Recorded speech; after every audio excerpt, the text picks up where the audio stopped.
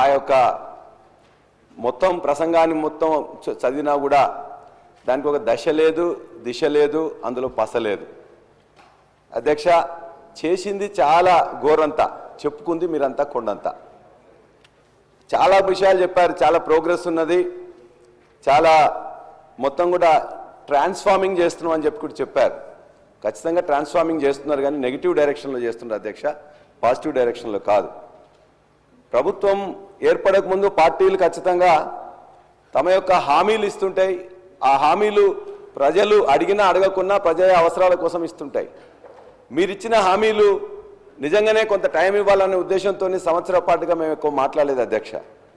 మీరు ఎవరు ప్రజ అడగకున్నా మీరు బాండ్ పేపర్స్ ఇచ్చిండ్రు, నమ్మకం కలిగించడానికి డేట్స్ ఇచ్చిండ్రు, అదేవిధంగా డెడ్ లైన్స్ ఇచ్చిండ్రు, కానీ వాటిని ఇప్పటివరకే అన్ని అంశాల మీద కూడా పదే పదే తప్పిండ్రు అధ్యక్ష. దరిదాపుగా ఇవాళ ఇచ్చిన హామీలలో ఒక 10% మీరు మొదలుపెట్టింది, కానీ ఆ 10%లో కూడా అరకొరగానే ఉన్నాయి తప్ప పూర్తిగా ప్రజలందరూ విశ్వాసం కలిగించే విధంగా వాళ్ళకు ఉపయోగపడే విధంగా ఏ ఒక్క పథకం కూడా ఇప్పటిదాకానైతే పూర్తిగా చేయలేదు అధ్యక్ష. మిగతా 90% హామీలు కూడా ఖచ్చితంగా ఇవాళ చేయలే. ఒక విధంగా చెప్పాలంటే ఈ ప్రాంతంలో నేను చదువుకోవడం కానీ లేకపోతే చూస్తే 19 ప్రజాస్వామిక ప్రభుత్వాలు ఈ తెలంగాణ ప్రాంతానికి ఇప్పటిదాకా 1951 నుంచి వస్తే, ఆ 1951 తర్వాత తెలంగాణ ఏర్పడిన తర్వాత 3 ప్రభుత్వాలు వస్తే, ఇన్ని ప్రభుత్వాల్లో కూడా ఇంత అప్రజాస్వామికంగా ఇంత అహంకారపూరితంగా ఉన్న ప్రభుత్వం మాత్రం ఎక్కడ లేదు అధ్యక్ష. అంతేకాదు అధ్యక్ష, అనుభవాలు ఏమితో ఇవాళ అత్యంత తక్కువ కాలంలోనే అప్రతిష్ట మూట కట్టుకున్న ప్రభుత్వం ఈ ప్రభుత్వంగా ప్రజలందరూ భావిస్తున్నారు అధ్యక్ష. అంతేకాదు అధ్యక్ష, ఇవాళ అనేక హక్కులను ఎవరన్నా నిజంగా ఈ పని చేయలేదని చెప్పేసి ఎక్కడ ఎవరన్నా అడిగితే, గ్రామాల్లో కరెంట్ రాలేదనో పంట ఎండిపోతుందనో ఎవరైనా జర్నలిస్టులు పోయి అక్కడికి అడిగినట్లయితే ఆ జర్నలిస్టుల మీద కూడా కేసులు పెట్టే, మహిళా జర్నలిస్టుల కేసులు పెట్టే దుస్థితి మాత్రం ఏనాడు ఏ ప్రభుత్వంలో రాలేదు అధ్యక్ష. ఇవాళ ఫీ రియంబర్స్మెంట్ ఏమని అంటే కొట్లాట, సర్పంచులు పెండింగ్ బిల్లులు ఏమంటే కూడా ఇబ్బంది అధ్యక్ష. అరే సార్ లేని ఆ మహిళా జర్నలిస్ట్ పెట్టిన వీడియోను మీరు కూడా సభ ముందు మీరు చూసి అది పనిష్మెంట్ అని ఫీల్ అయ్యి ఒకవేళ పల్లారాజేశ్వరరెడ్డి గారి మీద కూడా అటువంటి మాటలు మాట్లాడి ఉంటే వారు ఎటువంటి శిక్ష అవసరం లేదంటే రేపు పొద్దుగా అటువంటి వీడియో తయారైతే పెద్ద ఇష్యూ కాదు. కాంగ్రెస్ పార్టీకి ఏదో పెద్ద తయారు చేయాలంటే పెద్ద ఇష్యూ కాదు, కానీ అటువంటి వీడియోలు కూడా వీళ్ళు సమర్థిస్తే అంతకంటే వాళ్ళకు ఉండేటువంటి ఎటువంటి విచక్షణ కోల్పోయి పూర్తిగా ఫ్రస్ట్రేషన్లు ఉన్నారో అర్థమవుతుంది. అనుభవం గురించి మాట్లాడుతారు. ఎవరికి అనుభవం లేదు అధ్యక్ష? కాంగ్రెస్ పార్టీకి అనుభవం కావాలా? అనుభవం గురించి మాట్లాడుతూ ఉన్నారు, లేకపోతే పెద్ద అనుభవ రాహిత్యంగా పని జరుగుతుంది అంటున్నారు. 14 సంవత్సరాల మొత్తం అణిచివేతకు గురైనాడు. ఎక్కడ అణిచివేతకు గురైనాడు అధ్యక్ష? ప్రజాస్వామ్యమే లేదని చెప్తా ఉన్నారు 14 సంవత్సరాలు. ఇటువంటి పద్ధతి మాట్లాడితే నేను దయచేసి సభకు సంబంధించి గవర్నర్ గారి ప్రసంగం మీద వారు చెప్పమనండి, వారికి విమర్శించదలుచుకున్నది. మేము నెగటివ్ రోడ్లో పోతున్నామంటే మాకే అభ్యంతరం లేదు. గవర్నమెంట్ మేము 14 నెలల్లో మేము ప్రభుత్వం దిశ వేరుగా పోతా ఉన్నది, అవన్నీ మాట్లాడుకోండి. కానీ ఒక మాకు జర్నలిస్ట్ అంటే గౌరవం ఉంది.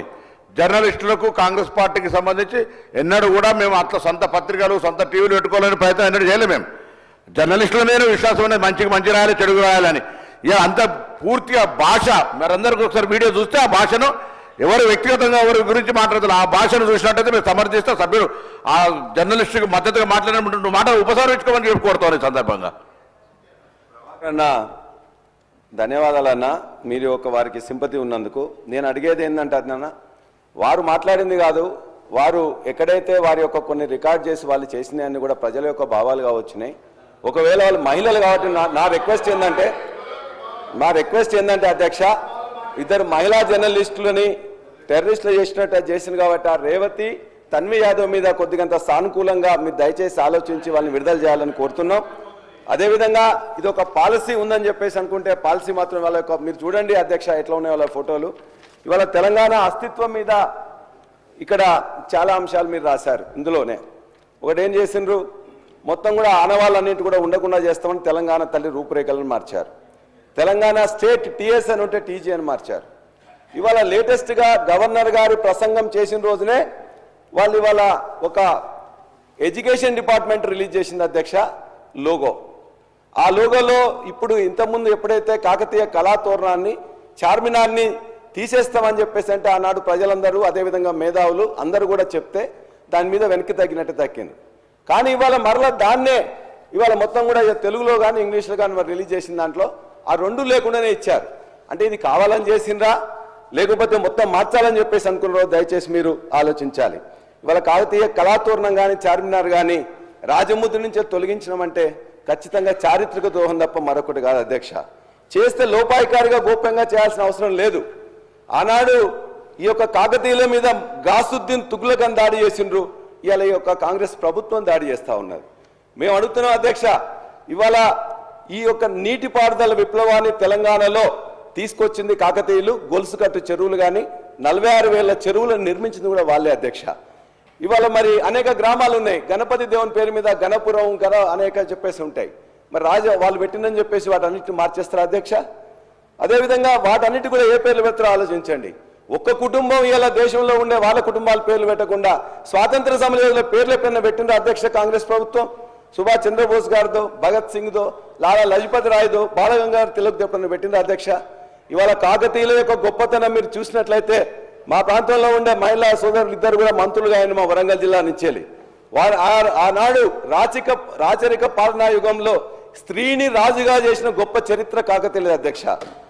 అబలయని దేశమును కబలింప తలబడిన పరరాజులకు స్త్రీల బలశక్తిని చూపి రాజ్యతంత్రము నడిపరా తెలంగాణ రాణి రుద్రమదేవిరా అని చెప్పి ఆనాడు రుద్రమదేవి యొక్క గొప్పతనాన్ని మనం చాటుకున్నాం అధ్యక్ష. మరి అంతేకాదు ఇవాళ అందశ్రీ గారు రాసిన రాష్ట్ర గీతంలో కూడా అనేక మార్పులు చేయాల్సి వస్తుంది. మీరు ఒకవేళ ఇదే అనుకుంటే అందశ్రీ గారు మా జనగామ నియోజకవర్గం రేబర్తి గ్రామవాసి. వారి యొక్క పాట అనేది తెలంగాణ ఉద్యమంలో ప్రతి నోట ప్రతి నాలుక మీద కూడా మొత్తం కూడా నాట్యమాడింది అధ్యక్ష. ఆయన కూడా రాసిండు, పోతున్నది పురిటిగడ్డ రుద్రమది వీరగడ్డ గండర గండెడు కుమరం భీముడే నీ బిడ్డ కాకతీయ కళాప్రభల కాంతిరేక రామప్ప గోలుకొండ నవాబుల గొప్ప వెలుగే చార్మినార్. మరి ఆయన కూడా రాసిండు చార్మినార్ గొప్పతనం, అదేవిధంగా కాకతీయుల గొప్పతనం, కళాతోరణం గురించి. మరి ఆయన రాసినందుకు అందశ్రీ యొక్క రాసిన పాటలు కూడా మొత్తం తీసేస్తారు అధ్యక్ష. పాలసీ ఉంటే అక్కడ ఉండాలి, ఇక్కడ ఉండాలి.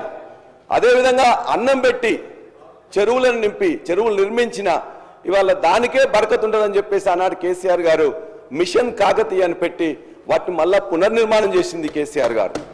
కాబట్టి అంతేకాదు గవర్నర్ గారు ప్రసంగంలో మీరు చెప్పారు, మేము ఆధ్యాత్మిక టూరిజం చేస్తాం, దేవాలయాలన్నీ కూడా తీసుకుపోతాం అని చెప్పేసి. మరి మా వరంగల్ జిల్లాలో ఉండే వరంగల్ దేవాలయాల్లో అతిపెద్ద మరి ఆనాడు రుద్రదేవుడు కట్టించింది అధ్యక్ష రామప్ప దేవాలయం. యునెస్కో యొక్క గుర్తింపు కూడా తీసుకొచ్చినాం. మరి కాకతీయులు కట్టించిందని చెప్పేసి ఆ టూరిజం ప్రాక్టీస్ తీసేస్తారా? అది అదేవిధంగా 1000 స్తంభాల గుడి కూడా కట్టించినాం, మరి దాన్ని కూడా తీసేస్తారా? కాబట్టి దయచేసి మీరు ఆలోచించాలని, అదేవిధంగా మా వరంగల్ జిల్లా నాయకులే కాదు, వరంగల్ జిల్లా మంత్రులే కాదు, మొత్తం యావత్తు కూడా అధ్యక్ష ఖచ్చితంగా చాలా సంతోషం సార్, నేను వింటా ఉన్నాము. కానీ చరిత్ర దగ్గరలో ఉన్న చరిత్రను కూడా మనం ఆలోచన చేయాలా. కాకతీయులకు సంబంధించి మాట్లాడుతూ ఉన్నారు అధ్యక్ష, వారి చరిత్ర గురించి మాట్లాడుతూ ఉన్నారు. టీఆర్ఎస్ పార్టీకి సంబంధించి ఆనాడు మా ప్రభుత్వ హయాంలో ఉమ్మడి రాష్ట్రంలో 2 కోట్ల రూపాయలు కాకతీయ ఉత్సవాల గురించి ఆ రోజు కేటాయింపు చేస్తే 2 కోట్లు కాదు 4 కోట్లు 6 కోట్లు 8 కోట్లు చేయాలని చాలా సందర్భాల్లో వారు డిమాండ్ చేశారు. సరే 2014 నుంచి 23 వరకు ఒక్కసారి కూడా కాకతీయ ఉత్సవాలు చేయలే టీఆర్ఎస్ పార్టీ ప్రభుత్వం. నేను ఈరోజు చెప్తా ఉన్నాను, అది కాదు, ప్రజాస్వామ్యంలో ప్రజలేం కోరుతా ఉన్నారు, సామాన్య ప్రజానికానికి ప్రతిరూపంగా నిలిచే స్ఫూర్తిని కలిగేయాలని, ఆ క్రమంలో మేము తీసుకున్న ప్రతి నిర్ణయం ఉంటుందని ఈరోజు మన చరిత్ర చెప్తా ఉన్న అనేక ప్రధానమైన అంశాలను కూడా ముడిపెడే అస్తిత్వాన్ని కాపాడే ప్రయత్నం చేస్తాం. నేను రాజేశ్వర రెడ్డి గారు విద్యాధికుడు అధ్యక్ష, కేవలం నేను వాడిని కోరుతా ఉన్నాను, టీఆర్ఎస్ పార్టీ పరంగానే పోకుండా డెఫినెట్లీ ఒక ప్రొడక్టివ్ ఆలోచనలు ఇస్తారు, ఒక పాజిటివ్ ఆలోచనలు ఇస్తారు. ప్రభుత్వం 14 నెలల నుంచి చేసే కార్యక్రమం ఇది చేస్తే బాగుంటుందని ఆలోచన చేస్తారు. అదేమైనా అభిప్రాయాలు తెలియజేస్తారని ఆశిస్తా ఉన్నాను అధ్యక్ష. శ్రీధర్ అన్న, ఖచ్చితంగా కాకతీయుల యొక్క ఘనకీర్తి కోసం మేము చెప్పట్లేదు. కాకతీయులు మనకు బతికిచ్చిండ్రు, చెరువులు ఇచ్చిండ్రు, కాబట్టి వారిని బర్కత్ ఉంటుంది, వారి యొక్క పేరు పెట్టుకుంటారన్న ఉద్దేశంతో చెప్పినాం తప్ప మరొకటి కాదు. అదేవిధంగా మీరు ఇంకొక మాట కూడా అందులోనే ధన్యవాద ప్రసంగంలో చెప్పారు. ఇవాళ మేము తెలంగాణ తల్లిని మార్చినాం అతి సామాన్యంగా ఉండాలని. చెప్పేవాళ్ళు ఎవరు అధ్యక్ష? అతి సామాన్యంగా ఉండాలంట, నగలు ఉండొద్దంట, వడ్డానం ఉండొద్దా? చెప్పేవాళ్ళు మాత్రం వారి కుటుంబ సభ్యులు మాత్రం నగలు వేసుకుంటారు, వడ్డానాలు వేసుకుంటారు, కోట్ల రూపాయలైన వాచులు పెడతారు, అదేవిధంగా అన్ని చేస్తారు. వారు మాత్రం తెలంగాణ మహిళ చాలా అతి సామాన్యంగా ఉండాలని కోరుకుంటా ఉన్నారు. అంతేకాదు తెలంగాణ తల్లి నుంచి వెళ్ళి బతుకమ్మని వేరు చేయడం అంటే తెలంగాణ బతుకును అవమానం చేయడం తప్ప మరొకటి కాదు.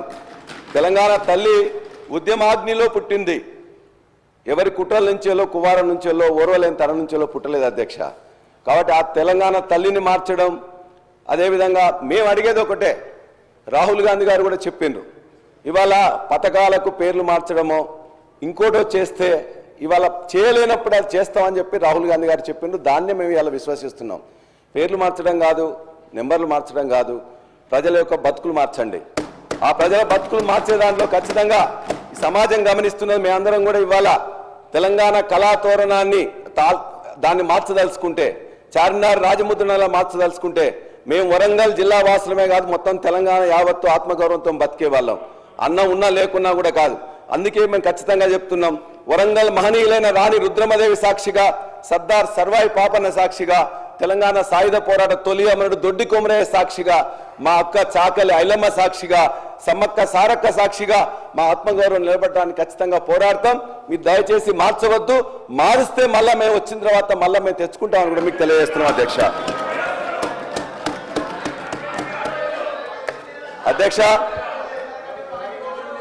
అధ్యక్ష వ్యవసాయ రంగం గురించి చాలా అందులో చెప్పారు. వ్యవసాయ రంగంలో 2014లో ఉండే పరిస్థితి ఏంటి, ఇవాళ పరిస్థితి ఏంటని చెప్పేసి ఒక్కసారి దయచేసి ఆలోచించండి అధ్యక్ష.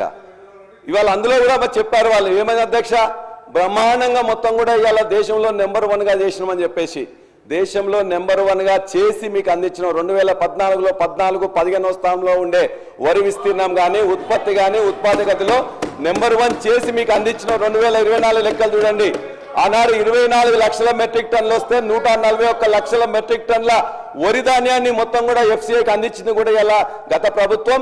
దాని నుండి ఇంకా మంచిగా చేయండి, ఖచ్చితంగా మేము ఆహ్వానిస్తాం, మీకు మద్దతు ఇస్తాం. అంతేకాదు అధ్యక్ష, ఇవాళ మా పవర్ మినిస్టర్ గారు కూడా ఉన్నారు. ఇవాళ అనేకం కూడా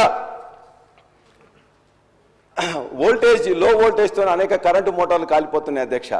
ఇష్యూ ఏంటంటే అధ్యక్ష, ఇంతకుముందు 24 గంటల కరెంటు మేము ఇచ్చినప్పుడు మీ యొక్క రికార్డులో కూడా మీరు చూసినప్పుడు, సరే మీరు చూడండి, ఇవాళ మీ యొక్క పవర్ మినిస్టర్ గారు ఉన్నారు. ఇవాళ నీళ్లు, భూగర్భంలో నీళ్లు తగ్గిపోయినప్పుడు, ఇవాళ మొత్తం మీద చెరువుల్లో నీళ్ళు లేనప్పుడు, రిజర్వాయర్లో నీళ్ళు లేనప్పుడు ఒకటేసారి కరెంట్ ఇవ్వడం వల్ల మొత్తం కూడా లో వోల్టేజ్ వచ్చేసి ఇవాళ అనేక మోటార్లు కాలుతున్నాయి, ట్రాన్స్ఫార్మర్లు కాలుతున్నాయి, దీపావళి టపాసుల్లో పేలిపోతున్నాయి.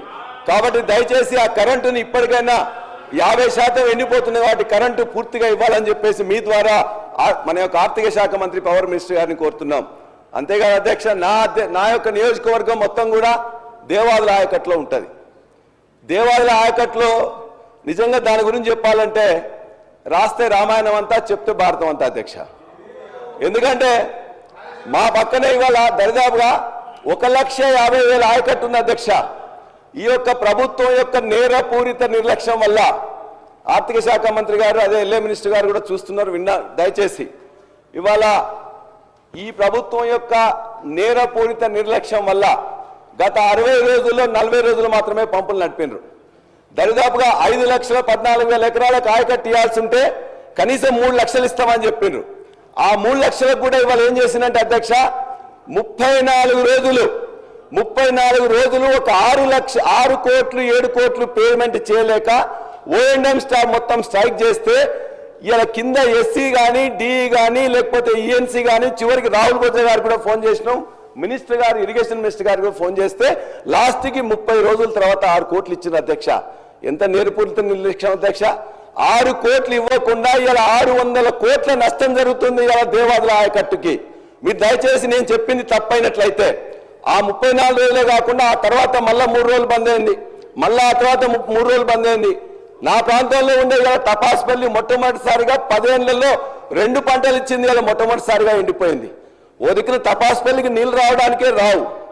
మా పక్కన బీర్లయ్య గారు వస్తారు. బీర్లయ్య గారు వచ్చేసి వారికి దాని కింద ఆయకట్టు ఉండదు, కాలువలు ఉండవు. కానీ మొత్తం కూడా వాళ్ళంతా నాయకులను తీసుకొచ్చి అన్న తపాస్పల్లి మొత్తం మాకే రావాలి, ఇటు కేసీఆర్ గారు తీసుకోపోతున్నారు, హరీష్ గారు తీసుకోపోతున్నారు అంటున్నారు. అసలు అక్కడ నీళ్ళే లేవు. నీళ్ళు రాకపోవడానికి అలా ఓఎండే 34 రోజులు స్ట్రైక్ చేసింది. అదేవిధంగా కింద గండి రామారావు గారికి స్టేషన్ కనుపూర్ ఎమ్మెల్యే వస్తారు, ఆడ ఆయకట్టు ప్రతిపాదిత లేదు, ఏం లేదు, మేము తీసుకోపోతా ఉంటారు. అసలు నీళ్లు మోటార్లు బంద్ అయితే ఓఎండ్ఎం స్టాఫ్ స్ట్రైక్ చేస్తే ఇవాళ అధికారులు ఏం చేస్తున్నారు, ప్రభుత్వం ఏం చేస్తుంది? చీమ కుట్టినట్టు లేకుండా ఇలా 600 కోట్ల నష్టం జరిగిన ఈ ప్రభుత్వానికి చీమ కుట్టినట్టయినా ఉందని అడుగుతున్నా. నేను చెప్పేది అబద్ధం అయితే ఇలా ఈ యొక్క మీ అందరి సాక్షిగా నా ముక్కు నెలకు రాస్తా. 34 రోజులు 6 కోట్లు ఇవ్వలేక ఇవాళ చేసిందంటే ఇది చేతగాని ప్రభుత్వం అనాలా ఏమనాలో చెప్పాలి అధ్యక్ష. చాలా బాధ అధ్యక్ష. అంతేకాదు అధ్యక్ష, ఇవాళ ఇదే పరిస్థితి మొత్తం రాష్ట్రం మొత్తం మీద కూడా ఉంది అధ్యక్ష. మళ్ళీ చెప్తారు వ్యవసాయ రంగంలో మేము బాగా చేసినామని చెప్పేసి మా రామచంద్రన్ ఇంతకుముందే మాట్లాడి చెప్తున్నాడు. అధ్యక్ష, భారతదేశంలో కానీ ప్రపంచంలో కానీ ఎప్పుడు ఎవరు వ్యవసాయానికి పెట్టుబడి ఇవ్వాలని ఆలోచించారు అధ్యక్ష.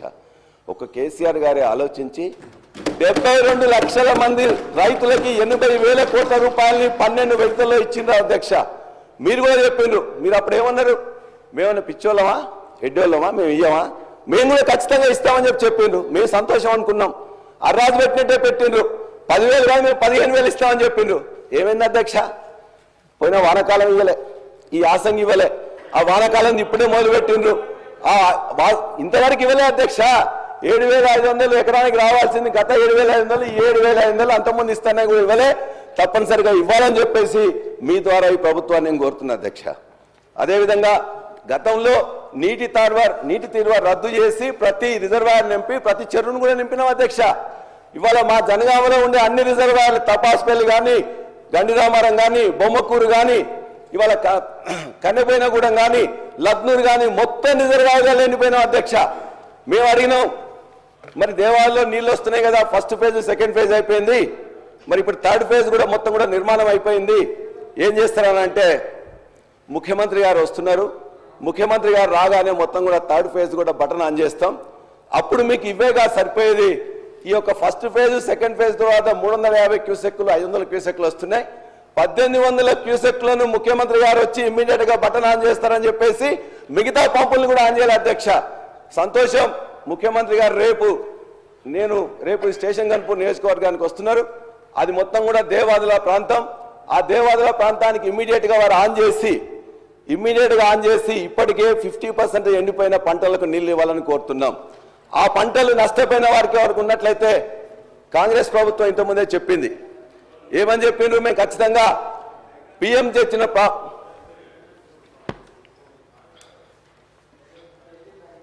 పిఎం గారు తెచ్చిన ఏదైతే పంటల బీమా పథకం సరిగ్గా లేదు, ఇంతకుముందున ప్రభుత్వం పట్టించుకోలేదు, మేమైతే తీసుకొస్తామని చెప్పేసి మొత్తం చెప్పిండ్రు.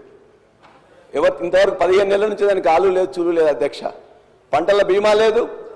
ఇప్పుడు దయచేసి రేపు ముఖ్యమంత్రి గారు ఆన్ చేసిన తర్వాత కూడా ఎండిపోయిన పంటలు ఏమన్నా ఉన్నట్లయితే వాటికి దయచేసి ఎకరానికి 20,000 రూపాయలు. మన నేరపూరిత నిర్లక్ష్యంతో 34 రోజులు స్ట్రైక్ చేస్తే ఆ పంటలు ఎండిపోయినాయి కాబట్టి దానికి ఇవ్వాల్సిందిగా నేను ముఖ్యమంత్రి గారిని ఇలా కోరుతున్నాం. అదేవిధంగా కౌలు రైతులకు ఇస్తామని కూడా చెప్పింది అధ్యక్ష. ఆ కౌలు రైతులకు ఇదే వ్యవసాయ శాఖ మంత్రి సాక్షిగా, ఇదే కూనంనేని సాంబశివరావు గారి సాక్షిగా ఆనాడు భట్టి విక్రమార్క గారి నియోజకవర్గంలో మొత్తం పంటలు మొత్తం కూడా ఆ రోజున అకాల వర్షాలతో వస్తే వారు ఆ రోజున ఆదిలాబాద్లో ప్రయాణంలో ఉన్నారు. ముఖ్యమంత్రి ఆఫీస్ వారు చెప్తే నేను రాలేనని చెప్తే ఆనాడు కౌలు రైతులకు చెప్పకుండానే వాళ్ళందరికీ ఇవ్వాల్సిన అవసరం లేకుండానే అందరికీ ఎకరానికి 10,000 రూపాయలు ఇచ్చిండ్రు. మీరు కౌలు రైతులకు ఇస్తామని చెప్పారు. మీ హామీ ఇచ్చి ఇంతవరకు ఇవ్వట్లే. హామీ ఇవ్వకుండా ఆ రోజు నాకు గత ప్రభుత్వం ఇచ్చింది. కాబట్టి మీరు ఏదైతే రైతు భరోసా ఇస్తామంటున్నారో అది మీరు చెప్పిన విధంగా కౌలు రైతులకు ఇవ్వాలని చెప్పి కూడా కోరుతున్నాం. ఇక రుణమాఫీ గురించి మేము మాట్లాడితే రోజు మా మీద తిట్ల పురాణం ఎత్తుకుంటున్నారు అధ్యక్ష. మీరు దయచేసి శాంతంగా ఆలోచించండి. గత ప్రభుత్వం 30,000 కోట్ల రూపాయలు ఇచ్చింది. సరే, ఇచ్చింది ఎవరికి వచ్చింది ఎవరు కాదని మీకు తెలుస్తుంది. మీరు ఇచ్చిన 20 కోట్లు ఇచ్చినామంటున్నారు. ఆనాడు 2 లక్షల రూపాయలు ఇస్తామని పిసిసి అధ్యక్షులుగా రేవంత్ రెడ్డి గారు మాట్లాడుతుంటే ఆనాడు ముఖ్యమంత్రిగా ఉన్న కేసీఆర్ గారు అధికారులందరినీ పిలిచిండ్రు. ఎంతో వద్దా వీళ్ళందరూ 2 లక్షలు ఇస్తా ఉంటున్నారు, మనం ఇవ్వగలుగుతామా అని. అక్కడున్న అధికారులందరూ చెప్పిండ్రు 49,600 కోట్ల రూపాయలు అవుతుంది సార్, ఇది ఇవ్వలేము అని చెప్పినప్పుడు మేము 1 లక్ష రూపాయలు ఇస్తామని చెప్పినాం, మీరు 2 లక్షలు ఇస్తామని చెప్పిండ్రు. 49 లక్షలు 30 లక్షలకు వచ్చింది, 20 లక్షలకు వచ్చింది, తర్వాత 20 లక్షలకు వచ్చింది. ఇవాటికి కూడా 50% కంటే తక్కువనే ఇవాళ రుణమాఫీ అయింది. కాబట్టి మీరు ఇవాళ మొత్తం కూడా రైతులందరూ ప్రతిరోజు తిరుగుతుంది కాబట్టి మిగతా రైతులందరూ కూడా మీరు హామీ ఇచ్చినట్టుగా రుణమాఫీ ఇవ్వాలని చెప్పేసి మీ ద్వారా కోరుతున్నాం అధ్యక్ష.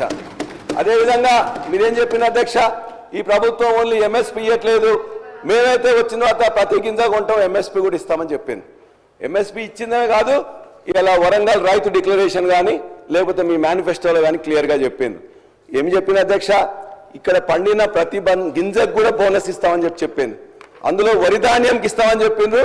2183 ఉంటే 2683 చేస్తా ఉన్నారు. 2183 ఎంఎస్పీ దేనికి ఉంది అధ్యక్ష? దొడ్డు ధాన్యానికి ఉంది. మరి ఇచ్చిండ్రా? దొడ్డు ధాన్యానికి ఇవ్వలే, సన్నధాన్యానికి ఇస్తామని చెప్పి 12 ఇప్పటికీ 500 కోట్ల రూపాయలు బకాయిలు ఉన్నారు. అదేవిధంగా మిగతాది అనేక ఉన్నాయి అధ్యక్ష, మొక్కజొన్న కానీ, కందులు కానీ, ఎర్రజొన్న కానీ, జొన్నలు కానీ దేనికి ఇవ్వలే.